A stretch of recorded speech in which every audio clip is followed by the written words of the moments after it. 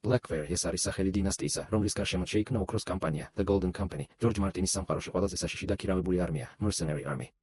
ორგანიზაცია ესოში დაარსა აიგორ რივერსმა, მეტ სახელად Better Steel. ის იყო მეფე აიგონ მეოთხის არაკანონიერი შვილი, რომელიც Blackfire-ის პირველი აჯანყების დამარცხების შემდეგ ვესტეროსიდან გაიქცა.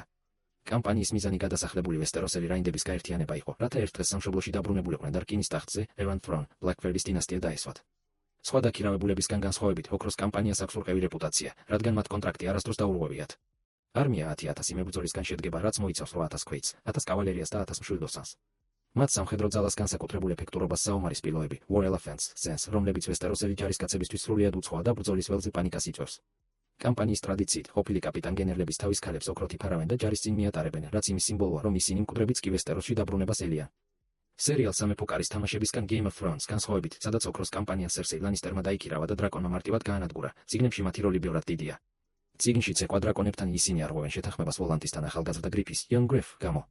გეგმის მიხედვით, ეს ბიჭი პრინც რეიგარ ტარგარიენის გადარჩენილი შვილი, აიგონია, თუმცა არსებობს თეორია, რომ ის სინამდვილეში Blackfire-ის ფარული წარმომადგენელი და ცრუ დრაკონია, Fake Dragon. კამპანია დენერისის მოლოდინის გარეშე იჭრება ვესტეროსის შტორმის მიწებზე, Stormlands და ემზადება აუღებელი შტორმის კიდის, Storm's End ასაღებად, რათა წინაპრების მიწები და დაკარგული ღირსება დაიბრუნოს.